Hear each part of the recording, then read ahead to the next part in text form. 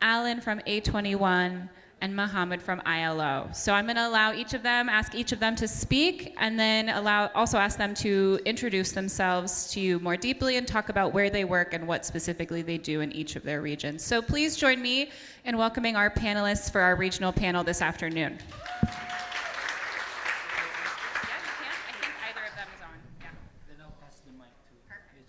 Okay, good afternoon, everybody. I'm Ramsey, the Regional Manager for Southeast Asia of Free the Slaves.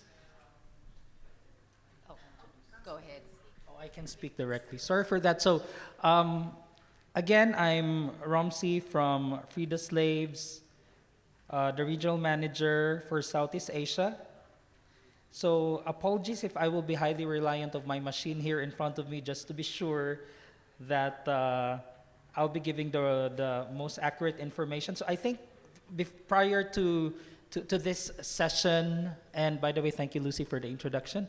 Prior to having this session, Katie and I had a great agreement that maybe we reorganize the order of the talk, because I'll be talking more of the Asia in general, simply because we have great resources that we could share to all of you, based on the research that we have conducted last November 2022 on understanding and learning the approaches of NGOs in Southeast Asia on addressing various forms of modern slavery. And then second, last January, just this year, we organized the Freedom from Slavery Forum Asia. It was conducted virtually. Great number of participation, various leaders from across Asia. There were insights that they shared on what should be prioritized. So I'll be touching on those two resources. So just to give you an overview again, a short background of our organization, Free the Slaves. We are a 24-year-old old organization. We are based in Washington, D.C., and our first program was, even if we are an American organization, but our first program was in Uttar Pradesh in India. And even until now, we are still doing projects in the region with some great partners like Verite and MSMVS.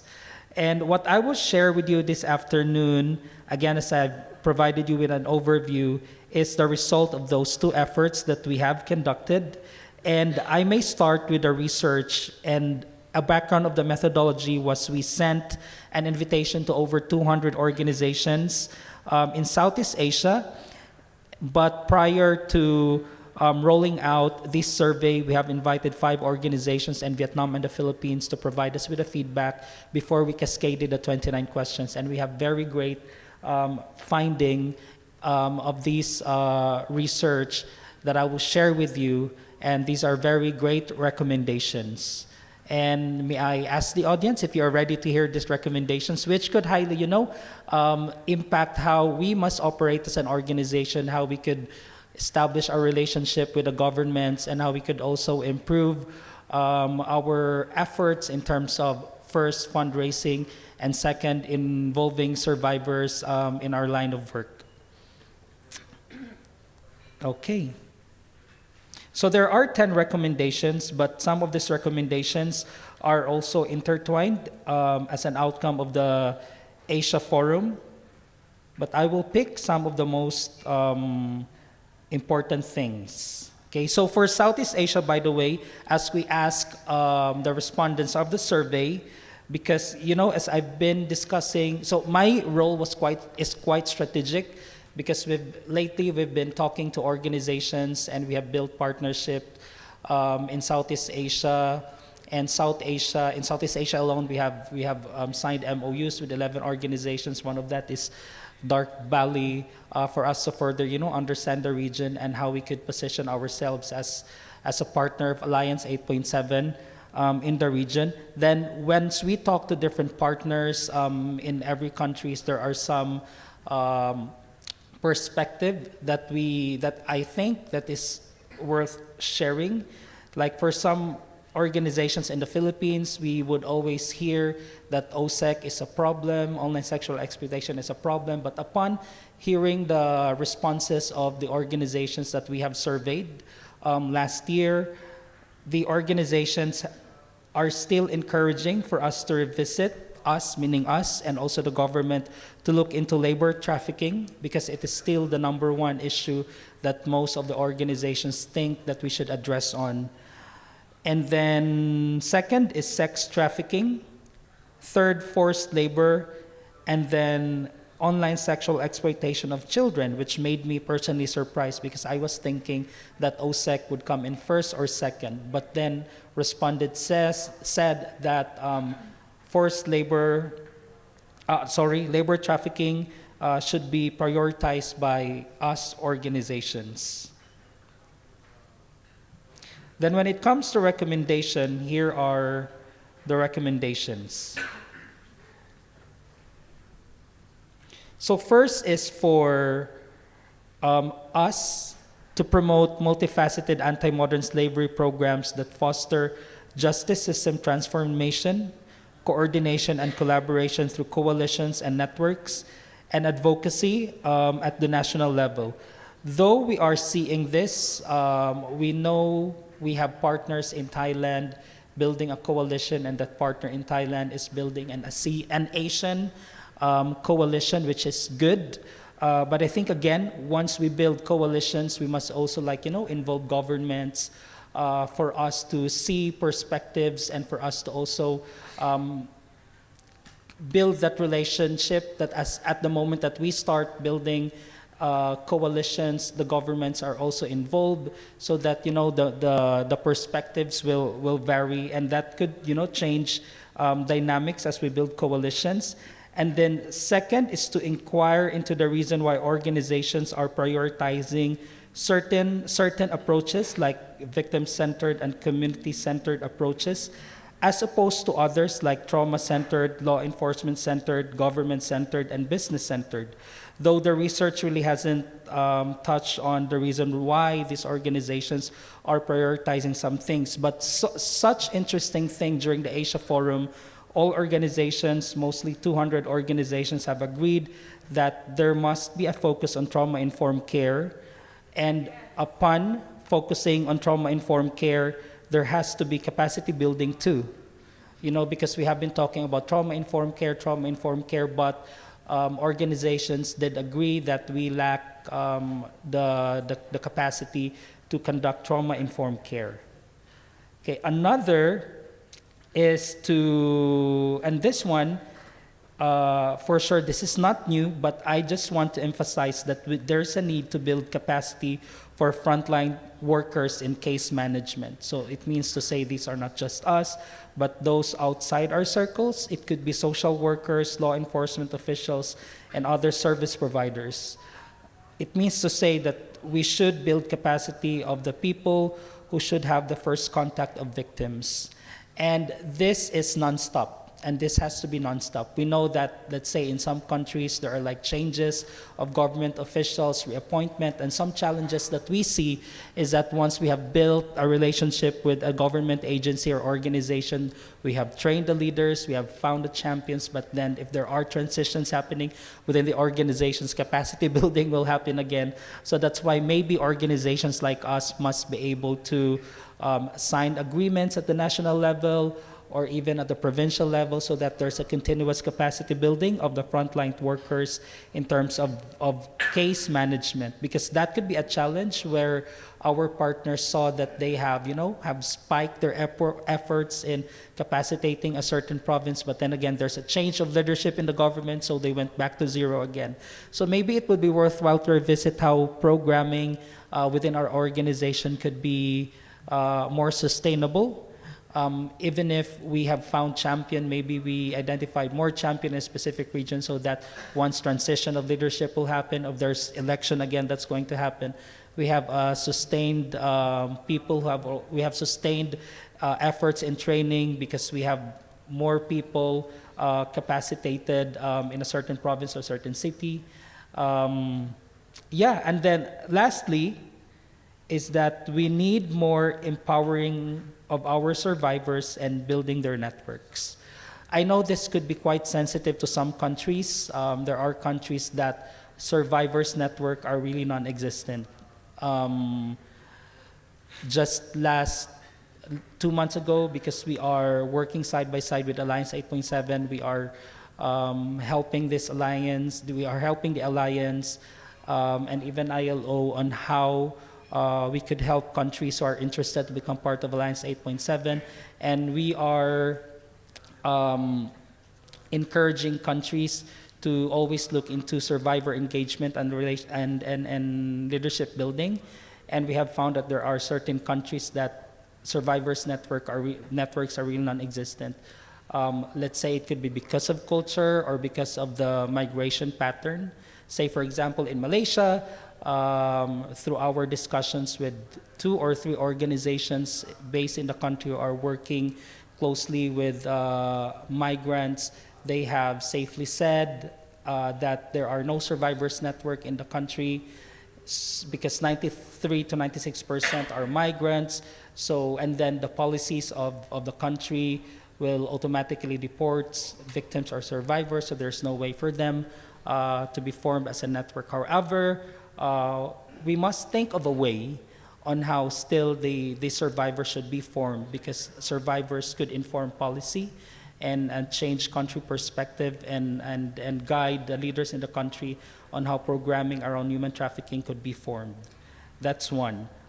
So us in FTS, we make sure that we walk the talk. So we are piloting a survivors academy in Africa within the year, and hopefully that template could be applied in Asia and in Southeast Asia, because we really find it very important that survivors must become part not only during the process, but even on the very, very onset. Like now, we are in the pipeline again of conducting our research on understanding how to best form survivors leadership in Southeast Asia, and then just a bulb light moment that we thought, why don't we involve survivors' perspective into designing the research, because this is all about them. So that was like a good practice that we are, hoping to achieve in the organization, that on every front on how we design programs, even research about survivors, survivors' perspective should be included at the very onset. Because, there are groups that they don't like it, that they just, tapped or be formed as a partner during the process of the program implementation, and this is becoming apparent now that some survivors are aware of their importance. So yeah, so those recommendations should be part of our operations and organizations. And lastly, there is a chance, we know that our work and line of effort put even our lives at risks. Our team in Senegal have just freed 23 slaves in the country, and it was like a painful process, not safe after all. So looking into that context, for sure there are organizations in this room that are doing that as well. And I think there is a chance for us to hold countries accountable, not just like with the release of the TIP report yearly, but by engaging them on a larger coalition, which I would advocate for countries to become part of the Alliance 8.7, because just last year, the Alliance 8.7 has released, and FTS was a key documenter of making sure that there's a process to make sure that countries are accountable once they are members of the Alliance 8.7. Now, just a brief background, if you don't know what Alliance 8.7, it's the alliance, a global alliance being chaired by France and Argentina, and the Secretariat is ILO, IOM. And I personally is part of the supply chain network. And in Asia, there are very few countries who are part of the Alliance 8.7. Like even in Southeast Asia, only Vietnam is part of the Alliance 8.7, which is a shame, because much of trafficking happens in the region. So it only means to say that countries are not ready to be held accountable by the international audience. But then we are seeing trends now that there are, I'm not at the liberty to share, this is highly confidential. There are 2 countries in Southeast Asia in talks with ILO to become part of Alliance 8.7, which is great news for us because it means to say that these governments are willing to be held accountable and are committed to eradicate child labor and other forms of human trafficking by 2030. And we hope that these countries, you know, would find the right strategy to be able to say and confirm to the world that yes, we are ready to eradicate modern slavery, human trafficking by 2030. Even a country in Australia and Oceania, a very small country, has already committed to become part of the Alliance 8.7, and I was like, why can't countries like this country, which has, you know, sorry, I will not mention countries, why these countries shouldn't be part of the alliance so that they will be held accountable. But I think it's really more about leadership. And in that trend where we saw countries willing to become part of Alliance 8.7, NGOs have rallied, urged their government for them to become part of the Alliance 8.7. So I think it's important to learn about the alliance and talk to your government that it would be a great avenue for your government to join it, the Alliance 8.7, so that there's a clear accountability in the process.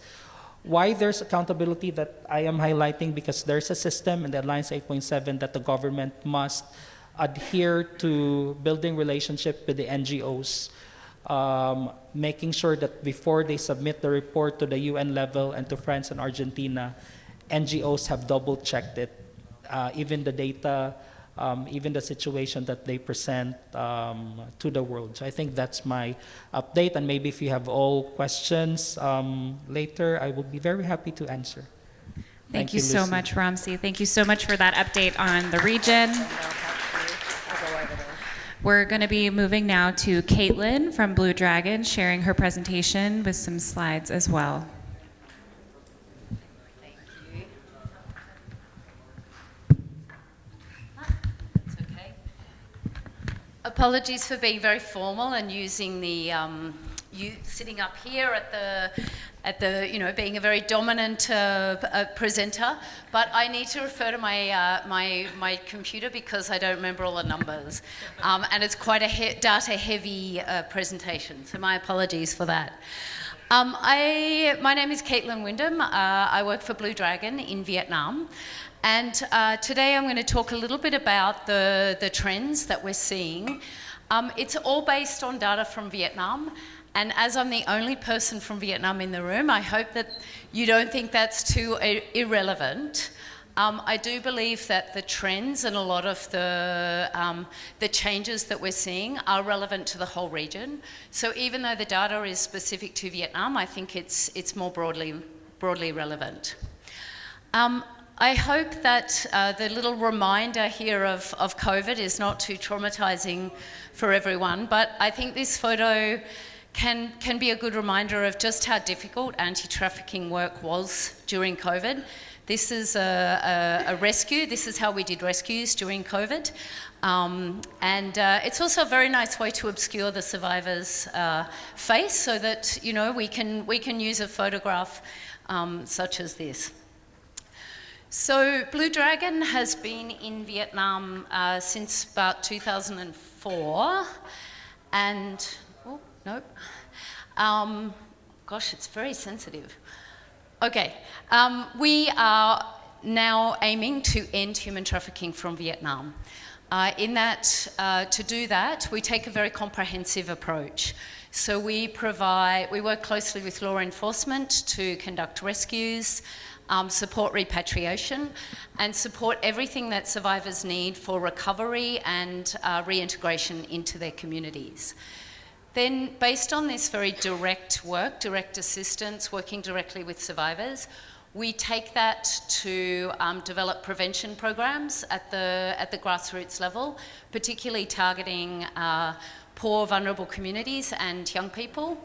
And we also use our grassroots experience to work with the government on law reform and policy reform, and particularly focusing on improving the victim protection and victim-friendly law and policy, and also prosecution. We also have lawyers on staff who can provide legal advocacy and representation for survivors in court. So through that, we're also trying to train the justice system to be more victim-friendly and to prosecute more cases of human trafficking. I'm not going to talk much more about our work as such, but I'm here for 3 days, so I really welcome you to come and say hi, and I'm happy to answer questions. In terms of the trends, we're seeing huge changes in trafficking, and I'm sure most of this won't be a surprise to anyone in the room. The economic impacts of COVID and the lack of government support for families and young people in the whole region has really increased vulnerability.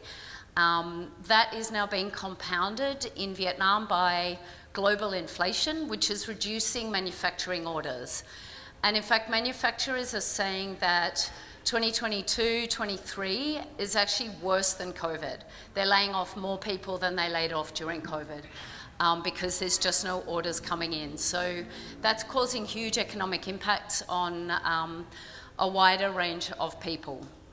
And most of you will also know that China's constructed a fence all the way along their southern border, which is to some extent preventing some human trafficking, but to a great extent it's affecting trade and informal employment across the border, especially for people in Vietnam. So that is also having a big impact on the economics of families and increasing vulnerability. So what we're seeing here is 3 main changes. So not just an increase in vulnerability, but actually new trends in human trafficking in three areas. And I'll look at each of these in turn. So we're seeing different demographics, different types of people are becoming more vulnerable to trafficking. We're seeing different routes, especially because of the fence. The traffickers have had to find new destinations and new routes. And they're also new forms of exploitation that are becoming much more significant for Vietnamese victims. So firstly, just to look at the total numbers, as you can see, 2018-2019, which is the first 2 columns, Blue Dragon was rescuing around 150 victims per year.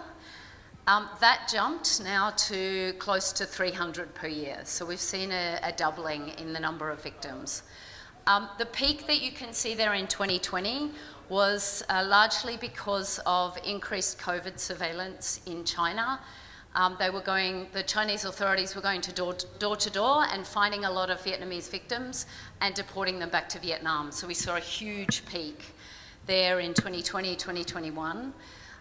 This trend seems to be continuing.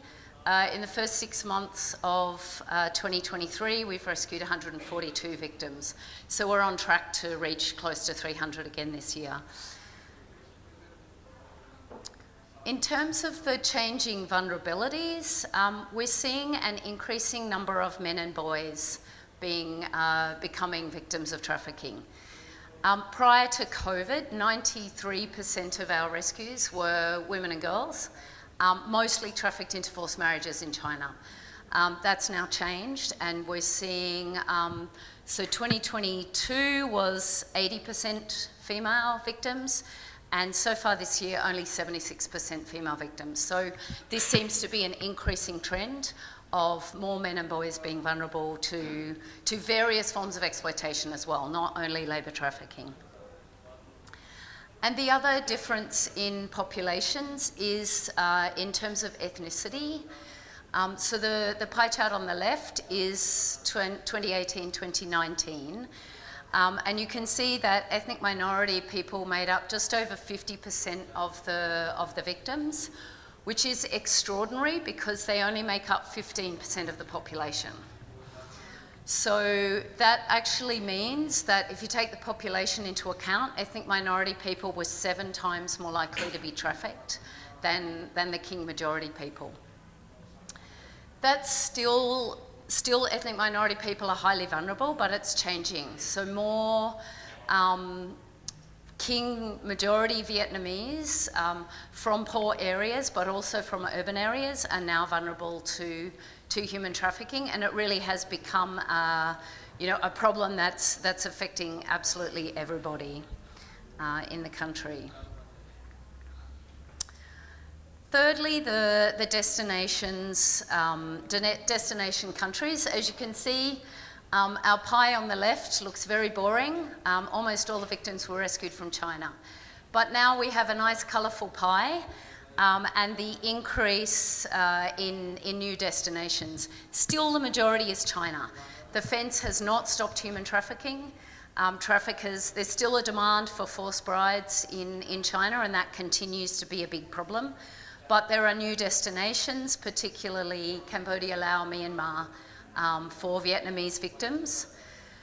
Interestingly, in 2023, so 2021-22, we rescued a lot of victims from Cambodia, but in 2023, Laos is emerging as a huge problem.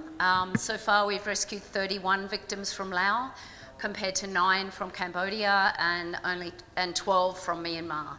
Myanmar, we haven't so far been involved with rescues from the scam enterprises that are emerging in Myanmar. We're actually rescuing women and girls from very violent sexual forced sex work in Myanmar. But we expect that, probably it's only a matter of time before we have to have a call for rescue from a scam enterprise. And China still continues, as I said. So far this year, we've already rescued 86 victims from China. Most of those were actually trafficked into China before COVID, though. There are still some that have been trafficked in the last 2-3 years, but the majority have been in forced marriages for a period of time. The other change, which won't surprise anyone, is an increase in labour trafficking, and I think this is why your stats came through, the priorities came through, Romsey.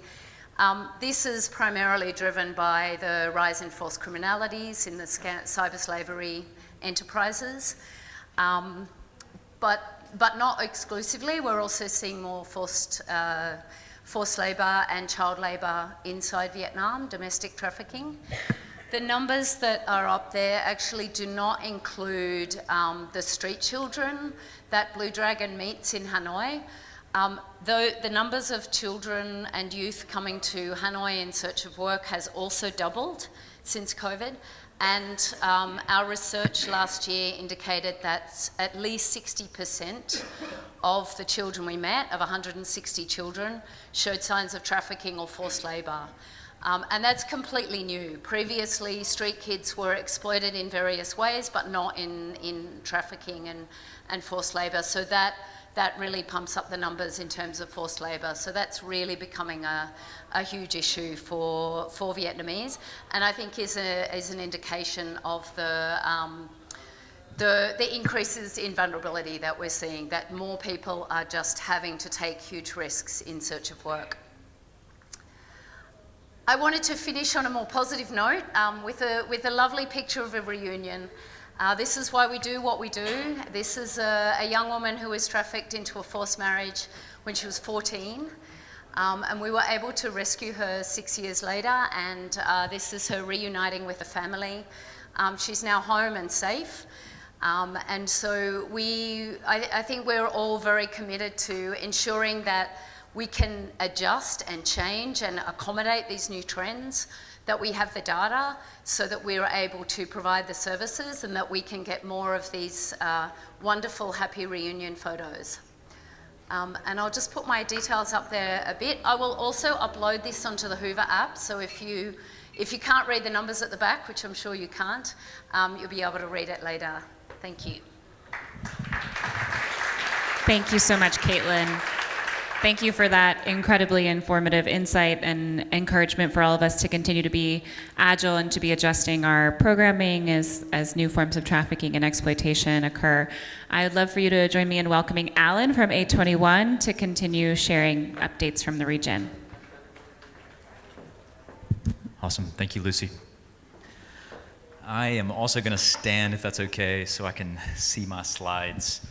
My wife also makes fun of me because I'm the kind of guy that has to stand when I talk on the phone. I don't know if anybody else is like that, but some reason the brain just functions better that way. So good afternoon. It's great to be with you guys here today. It's a real honor to be in this room. You guys are the community that I was sharing with somebody earlier, that this room it's unique because we come from such diversity, but also we have such unity all in one place, and it makes it one of the most fun conferences to be a part of because we all have different backgrounds and ethnicities and nationalities and experiences and specialties. But at the same time, we're very united in purpose. We unite on the fight to end human trafficking and modern slavery, and we believe it. We believe we will. And so, but another element that I really like about this room that unites all of us is the fact that every person in this room or online, if you joined us, I believe that these individuals have chosen to be here. You're a part of a group of people that you've made a lot of personal sacrifice to be in the work that you do. You could all probably make more money, live closer to family, live in a different place, or even live in maybe an easier life. But you've all chosen, because of a great passion and commitment in yourselves, to live for a calling and a purpose that's higher than yourselves. And again, that's the reason why I love this conference, I love this room, because I believe we're all united at the same time. I forgot to say my name is Alan Nunnally. Maybe Lucy already said that. And I am the regional director for Asia Pacific with A21. And for the last 14 years, I've been involved in working internationally in child protection, international development, and also anti-trafficking. My family and I have lived in Uganda, lived in Nepal for many years, and now we live in Bangkok, Thailand full-time. And so like I said, it's a real privilege to be with you guys here today. Also, this is maybe obvious, but I represent a team, and so as I share this information, I'm speaking of the individuals who work tirelessly to make this work happen on a daily basis, and I'm the one that just gets to tell you about it, which is also a lot of fun. So I have a couple of slides as well. Let me see if I can get this clicker to work. Okay, great. So by now, I know the individuals a part of this conference have seen the new numbers released by International Labor Organization and Walk Free in the last year, that the estimate of total people living in modern slavery is now around 49.6 million people. It's clear we have a problem, and not only the number is staggering in itself, but the problem is also that it is increasing, and it's increasing rapidly. So there's obviously a lot of great context around why this number is increasing. But nonetheless, what once was 21 million became 41 million and is now almost 50 million individuals living in human trafficking and modern day slavery today. And the trajectory is on the rise. And so at A21, we often talk about the tipping point. And we ask ourselves the question of, when will the tipping point come? And to give you more insight what that means, it's when we talk about when the trajectory of these numbers moves from upward to downward. It's when the numbers start to decrease. And so we ask ourselves the question, what will create the tipping point? Because A21, and I know all of you, we want to be part of that answer. And so as we look at the Asia Pacific region, I'm going to highlight the high level, then I'm going to move more into Cambodia and Thailand. But as we look here, we see that Asia Pacific is home to the largest percentages of human trafficking worldwide.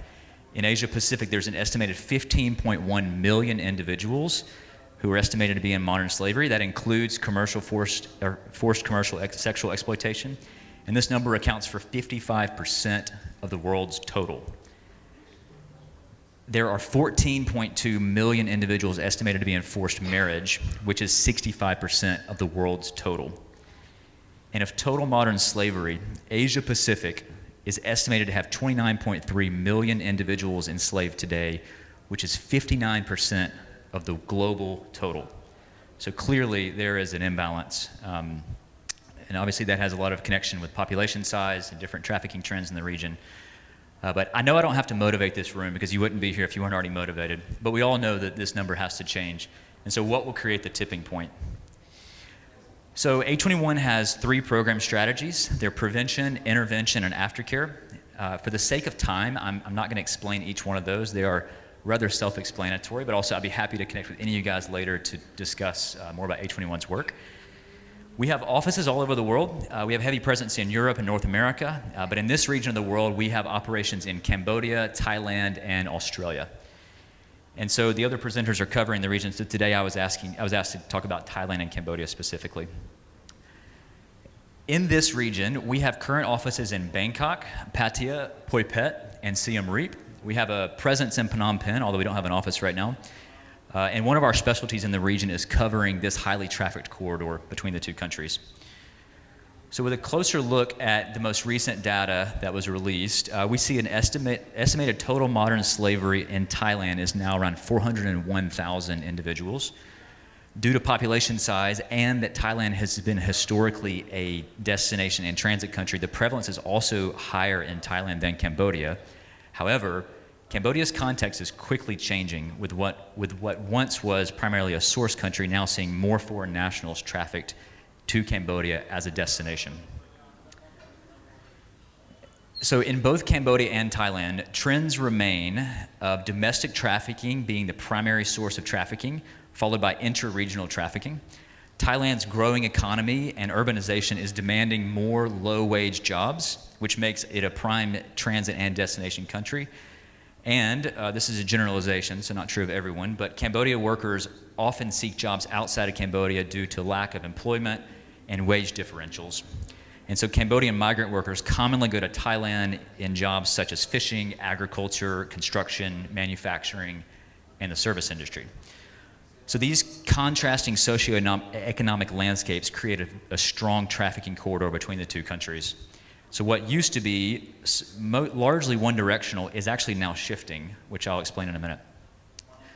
Sadly, traffickers often target children, persons with disabilities, and undocumented migrant workers. And so the more I share, some of these are global public statistics that have been released from groups like ILO or Walk Free or other organizations out there. However, some of these are going to start to reflect some of A21's caseload as well, so you might see those numbers start to shift. We have seen that COVID-19 disrupted migration patterns and tourism, which, as Caitlin shared, it compounded vulnerabilities on already vulnerable communities. And so now that borders have reopened, we've seen that vulnerability is higher because of financial stress caused by the pandemic, current inflation weakened tourism, and a suffering global economy. And so forced labor and sexual exploitation remain the dominant forms of trafficking, but forced marriage, online exploitation, and forced criminality in scamming centers in the region is quickly on the rise. And so due to these factors, there's been an increase in forced labor cases recruited through false job opportunities. This is the theme that we're seeing very often in the region at the moment. So regionally, there's also been a rapid rise of trafficking for forced criminality in scamming centers located in special economic zones. Our aftercare caseload is serving an increase of foreign nationals who have escaped scamming centers and seek repatriation to their home country, which is a current challenge that we face. And so in previous years, A21 Thailand's primary caseload was Thai female survivors of sexual exploitation aged between 14 and 25.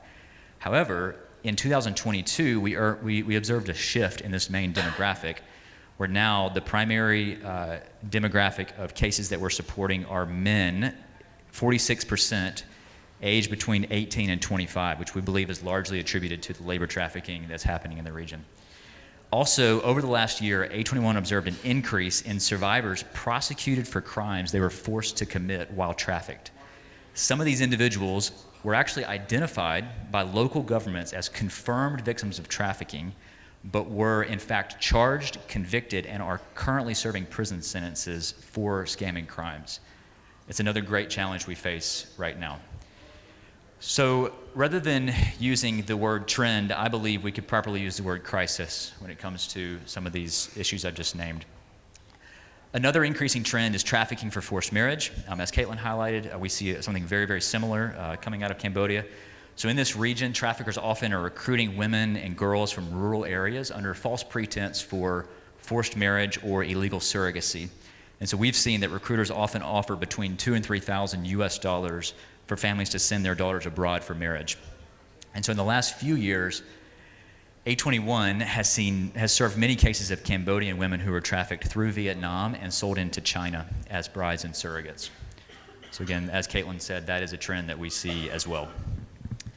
And although I hate this phrase, child sex tourism does remain a concern in the Siem Reap region. We have a big operation in Siem Reap and a big office there.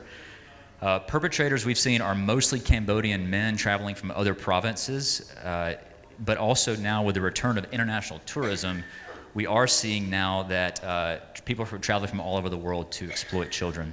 And so unfortunately, this trend is regaining momentum. Currently, children under the age of 13 make up 38% of A21 Cambodia's aftercare caseload, which is our largest portion of our case demographic. In both Pattaya, Thailand, and Siem Reap, Cambodia, A21 operates what's called a Child Advocacy Center, or a CAC. A CAC is a one-stop service center for child victims of abuse, neglect, or exploitation. And so this program actually offers trauma-informed, victim-centric approach specifically tailored to children's unique needs. And so services provided at the CAC include things such as child forensic interviews, psychosocial support, legal services, among many others. But part of the design is that a multidisciplinary team actually sits around this case and helps develop the best care plan forward for that child and for the family to understand both the recovery process and the legal process that they might pursue. And so I'm happy to report that that's actually been a thriving program over the last couple of years. It's been one that we've seen have a lot of success for it to see these children enter into recovery and also pursue legal support. And so these charts on the next two slides show A21 Cambodia and Thailand's aftercare statistics. And so in 2022, of the survivors in A21 Cambodia's care, 60% were recruited through deceit or manipulation by a perceived liberator. 45% were trafficked for sexual exploitation. We actually have seen a decrease in cases of forced begging, which has gone from 25% now to 7.5%. And the most common method of escape was either a police raid or an operation, which is at 60%. In 2022, of the survivors in A21 Thailand's caseload, 46% were trafficked for forced labor. False job opportunities were continuing to be the primary recruitment method at 69%. And interestingly, A21 Thailand's aftercare program saw an 85% increase of new survivors into care just last year. And so I know that's a lot of information and a lot of data. There's actually probably a lot more that I could share, but I'm trying to be mindful of time. And so everything I just shared is actually, and more also, is in something we just released like 2 weeks ago called our impact report. And so we have two different documents. One's Thailand and one's Cambodia. They're about 6 or 7 pages each. And they're very helpful in understanding both the context of these countries, the region, and also A21's response. And so please, I encourage you to download those off the link that I provided here. I also have a few physical copies too, if anybody's interested in one of those. And then back to this question, and this may be obvious, but I want to highlight it.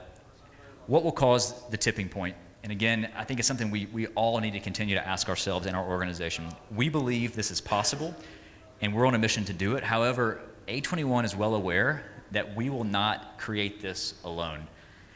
And so this may be an obvious statement and also overly simplistic, but this is only going to be able to be accomplished through collaboration. And I'm thankful for this conference because it brings us to the table. It brings us to the same place where we're able to talk about statistics, trends, but also our expertise and how we can join together in this fight. Because we believe that as A21, we don't have the answer, but we have a part of the answer. And all of you have a part of the answer as well. And so we know that if we unify, if we share resources, if we share information, if we work together, we can actually cause this to happen. And we will have more victims who are freed from trafficking, more people who are vulnerable, protected from human trafficking, and more survivors will find a life of freedom and independence. Here's my contact. I would love to connect with you guys outside this conference this week, also just into the future. Like I said, I'm based in Bangkok, so anyone there, please let me know. I'd love to connect with you there. But please reach out. I'd love to talk to you more.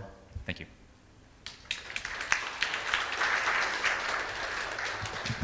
Thank you so much, Alan. That was really interesting to hear about the updates and trends. I know we have Mina sharing tomorrow about trafficking into forced criminality. And then for our final panelist today, I would love to introduce to you Muhammad from ILO Indonesia, speaking about the context in our beautiful host country, Indonesia. Thank you, Lucy. Yes, although I don't have any slide, but I would like to stand here to see good friends, new friends, you know. Yes, my name is Muhammad Nur. I am project coordinator for 8.7 Accelerate Lab program. I'm based in Nailo, Jakarta. I would like to share with you about, because you are here mostly talking about land-based sector, I would like to share about employment in sea-based sector. Because of this project is focused on the fisheries sector. So let me tell a bit about my background. I'm working with Yellow since 2007, mostly in labor migration projects. So I've been working with the different sector, forced labor, child labor, trafficking, domestic workers, including national domestic worker in Indonesia. So there are three takeaways that I would like to share with you regarding the regional updates, especially in the ASEAN context. So basically Indonesia is part of the ASEAN members country that initiate the ASEAN Leaders Declaration on combating trafficking in person, especially caused by technology. Secondly is ASEAN Declaration on Placement and Protection of Migrant Fishers. So if you remember, in Indonesian law, the migrant fishers used to be regulated under the Ministry of Transport, including the licensing, including the placement, including the protection standard, not Indonesian Manpower Office. So what we do now, basically to harmonize the law, we support the government technically to standardize the protection aspect. My last point is regarding how the international fishing sector can be mainstream the labor standard in their business. You know that the RFMO, the Regional Fisheries Management Organization, they focus more on tackling IUU fishing. Really minimum on the aspect of labor rights standard in their business. So with this part, we try to mainstream the labor standard in the RFMO organization, like in the Indian Ocean, IOTC in Indian Ocean Tuna Commission, and also in the Pacific Ocean with WCPFC.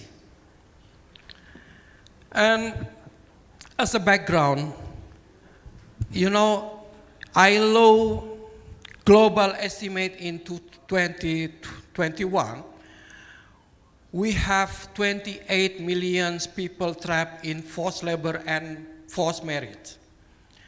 And we could estimate also a total of 128 fishers are trapped in forced labor condition or modern slavery, mostly in distant fishing vessel in the high seas. In, you know, the vessel owner are coming mostly from Asia. I cannot mention the country.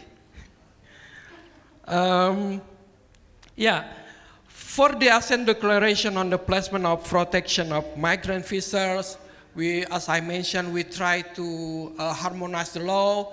We already passed the law, government of number 22, regarding the transition process from the Ministry of Transport to the Ministry of Manpower.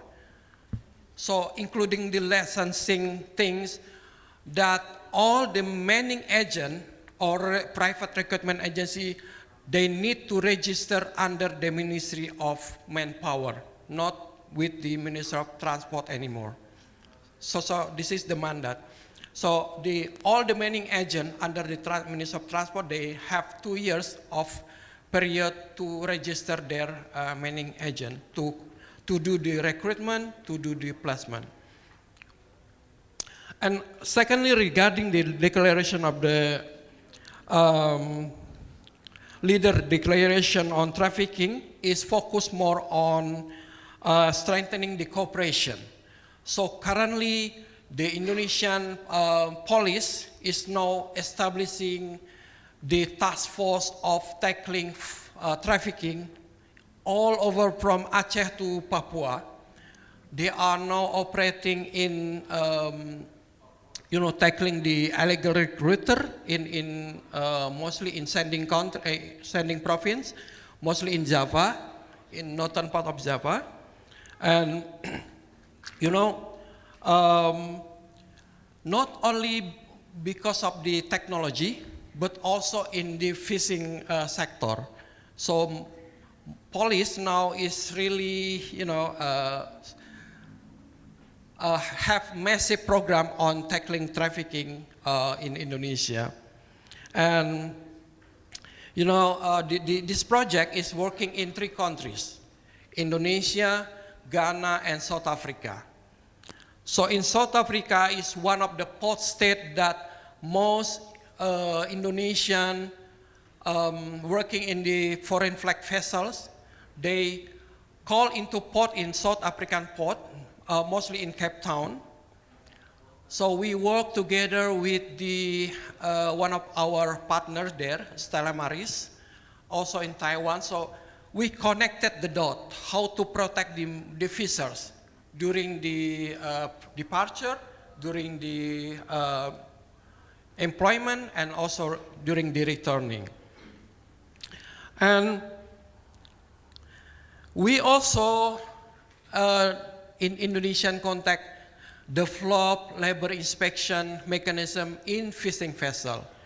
So you know that based on the authority, labor inspector cannot enter fishing port that belongs to Ministry of Fisheries. Okay, so we developed the mechanism. We facilitate the several meetings between the Ministry of Labor Inspector and the Ministry of Fisheries to work together, and they have developed inspection guide in the fishing vessel. So there is an MOU between the Ministry of Fisheries and the Ministry of Manpower now regarding joint inspection. So we try to establish good labor standard in the fisheries sector in Indonesia now. That also we developed the checklist that detecting forced labor and trafficking in the recruitment process. And we established the Migrant Resource Center in the hotspot, in the sending districts, in Pemalang district and Tegal district of Central Java province, working together with trade union, where we provide safe migration information, grievance mechanism, also how to connect with the manning agent and private recruitment. And also, we work directly with fishing industry in Indonesia. We also work in Bali, in Benua Port, to have standardized the labor standard in the fishing vessel. We work together with the skippers, we work together with the vessel owners, and the administrative body. So, and also, we work together with manning agents that send migrant visitors abroad. We work together with the Manning Agent Association. If you remember, long time ago, they have established really strong connection with Ministry of Transport. They now move all the association into the Ministry of Manpower. So this is really important now. We need, the business need to respect the human right while they are running the business. So we try to have a very good collaboration with all stakeholders, trade union, workers, employer association, and also the government, to have a better impact for our work here in Indonesia. I think that's all from my side. We can discuss, of course. Thank you very much for the discussion. Thank you. Thank you so much, Mohammed, for the reminder of the ongoing challenges and successes in the anti-trafficking and the fishing industry. I think we have a few minutes for maybe one or two questions. If anyone has general questions for the panel or specific, please. I'm going to start with an online one because they asked this quite a while ago. That's okay. Oh, sure, online, yep. Yes, this is an online question. I don't have a name, but it's for Caitlin. And the question is, how did you identify and find the victims of forced marriage? Yep, thank you for the question. We only rescue people who ask for help. So in terms of forced marriages, the women and girls are often confined to the house. All their phones and everything are taken away from them. Eventually, at some point, they will manage to contact their family. Almost always mum or a family member. At that point, the family then reports to the police. If the police need assistance in locating and rescuing that person, they will contact us. Sometimes the family contacts us directly. Sometimes we also hear about victims from other victims that we've rescued. They may be aware of other girls in the same village in a similar situation. But yeah, so we're not going door to door like the Chinese police do to find victims. We actually only respond to calls for help, and that's usually how it works. Yeah. Hello, yes.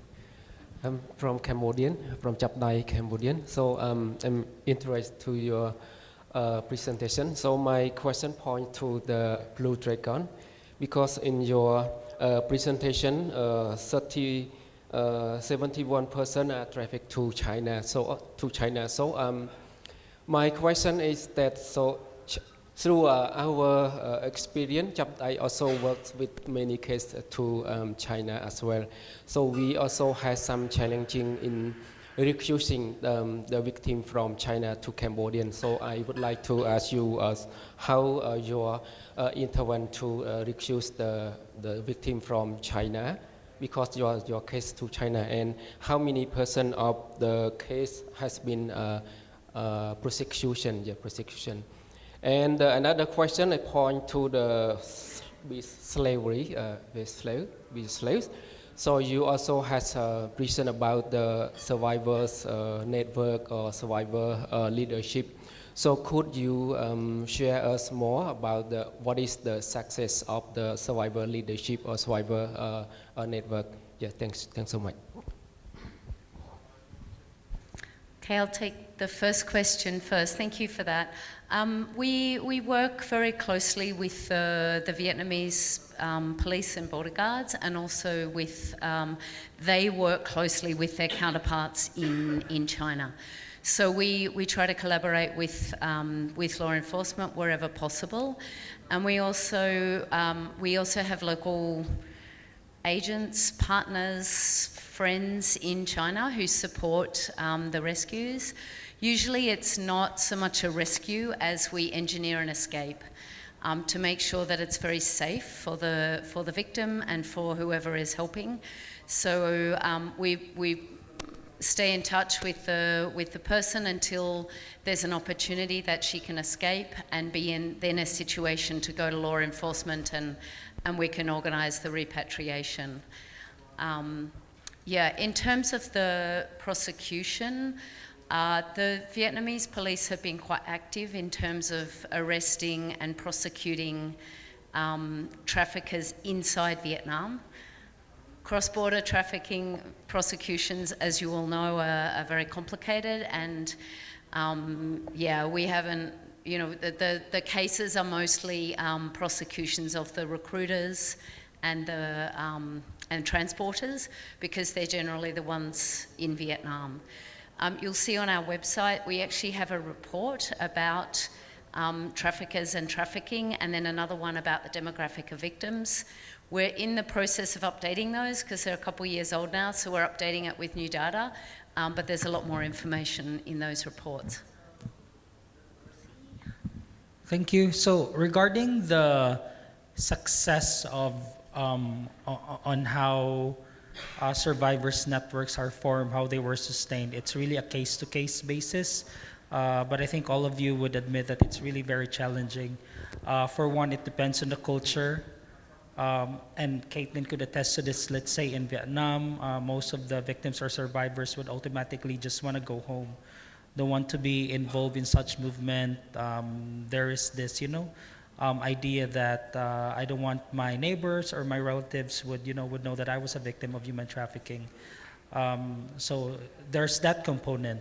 Again, and others I've mentioned in Malaysia, many of victims are 96% will be deported automatically. So there's impossibility, or there's no chance for them to be formed. So once they will be received in their countries back again, maybe the receiving country or some organizations could form them since they are victims of trafficking. Now, when it comes to like the success of Survivors Network, let's say what we are doing in Kenya, I think some of those who are working in Survivors Network would agree that once you understand survivors' perspective, it's really a matter of managing your approach on how this could be more personal to them. For one, we need to understand, or each individual member of the Survivors Network that you're forming, you need to understand what are their needs. So once they are guaranteed that they will have legal protection, they will have medical or healthcare access, and the policies behind them, they will be more strengthened. And then second, the higher the chance that the survivor network would survive is once you also factor in how these activity could bring food to their table. Because you cannot just disrupt how the way they earn, or maybe there's a creative way that once you engage them, it's also a way for them to earn money. Because some of the patterns that we see, that once we gather survivors to form a network, they don't want to join because that would disrupt their activities on the farm. That would disrupt their ability to take care of their children. And again, another pattern is once you also factor in how your program could take good care of their children. Like one partner that we have, they even provided education or scholarship to their children. So that made the survivors feel that they are not just taking good care of the survivors, but even to their relatives or to their children. That makes them more committed to be working with you. The problem is sometimes that once we organize Survivors Network, we just really are after for them to be formed. Then we hear their insights, but it's really a matter of understanding where they are coming from. Remember the trauma that they have been through. Let's say we have passed through that, all of those things, but it has to be a life journey. Once you engage with them, it's a life journey that we are talking about, because sooner or later they would be in front of some forums like this, talking to some policymakers, how their experience could become factored in some programmings. But for that to be effective, you have to take care of their well-being and even to their families. I mentioned earlier, creativity is key. You might even want to provide scholarship to their children, bring their children to school also, because that would make them more committed. And some programs of our partners, like as they enrolled in the program of forming the survivors, there's a component of income. I hope I answered your question, sir. Thank you so much. I think we have time for one or two more questions. There's a mic there already, please.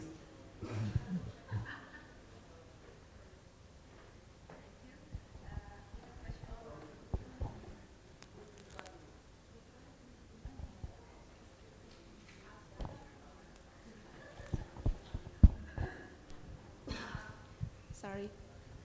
Does ILO Indonesia have general data or seeing updated trends in other forms of traffic throughout Indonesia, like changes the recruitment methods for labor, sex, and sex trafficking, or what that looking like after COVID? Thank you.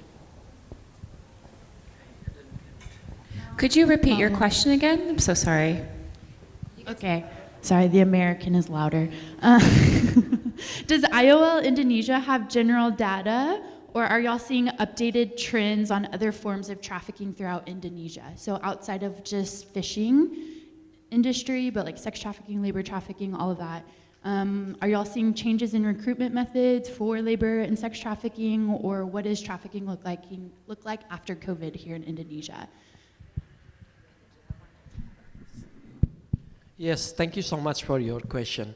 Yes, basically we have interagency coordination project, especially with IOM, International Organization on Migration, because they have this mandate, especially on tackling, trafficking issue. That's why we have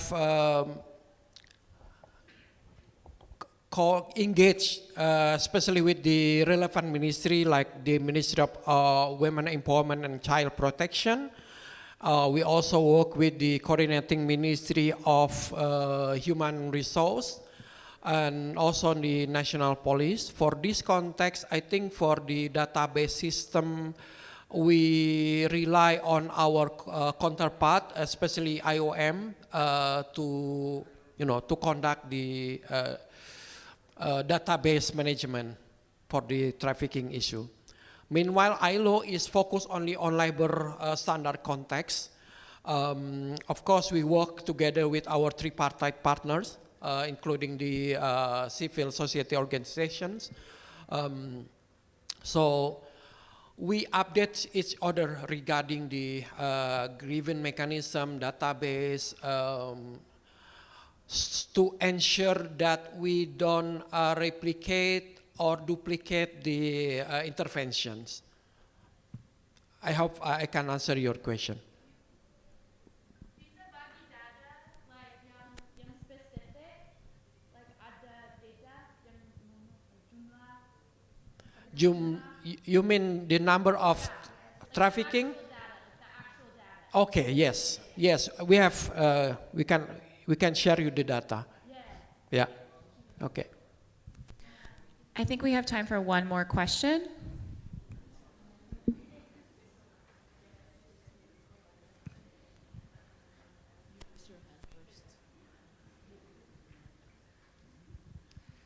Thank you all for sharing your insights. My question is for Ramsey. You shared a number of recommendations in regards to your survey results. Do you have an e-copy of that you're able to share with organizations as we develop our strategy in Southeast Asia? Sure. I can. We have WOVA app, so I can share the link there. There are 10 recommendations outlined there for that research. Again, I failed to mention earlier that the key intention of that survey is for all of us to be guided on how we could, make programming, be more efficient with fundraising, and how we can also influence policies and the governments, because these are backed by data and by insights of some experts. So I could. We have two versions: the full summary, the full survey, full report, and the summary of that survey. And then also hopefully by this year, by next month, we will be able to launch a pioneering research where we had it in the Philippines, where we want to understand the nexus between climate change and human trafficking, because we are seeing a trend. Of course, climate change is here and how it would affect programming, and there are very interesting findings of that research that we have found in the Philippines. And why Philippines? Because it's, again, one of the most vulnerable country. And when it comes to policies in place, it's present. Philippines is tier 1, And we want to see if even if it's a tier 1 country, what could be the effect of climate change when it comes to, local programming, policies, and very interesting results will be shared to you once that research will come out. I'm always trying to push for more things, so I think we actually have time for one more question.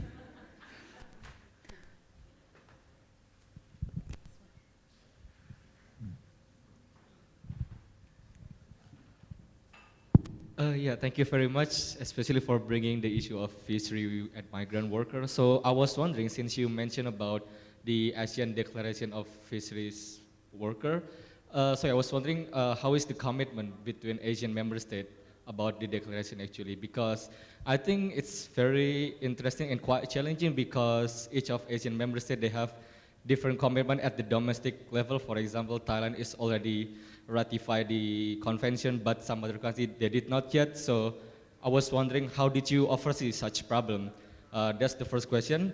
And the second question, probably I would like to ask to Mr. Allen. So in Thailand, as far as I know, they already have some sort of plan on business and human rights. So I was wondering if you can share us, how does UNGP applicable in order to combat trafficking in Thailand? Thank you very much.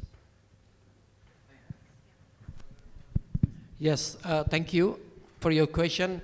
So basically the ASEAN member countries like Thailand, Myanmar, Cambodia, Vietnam, the Philippines, Indonesia is descending countries for migrant fishers. So that's why the process here, the focus is more on the fair recruitment issue. And then how the ASEAN actually can develop better mechanism to ensure that everyone or prospective migrant fishers are recruited fairly, and also to ensure that the the flag states where the vessel is registered are treated these migrant fishers fairly in with very good working condition, including how do we influence the RFMO that I just mentioned to mainstream the labor standard in the fishing vessel. Thank you. I apologize. I didn't catch that full question. I heard something about the reference of human rights connected in trafficking in Thailand.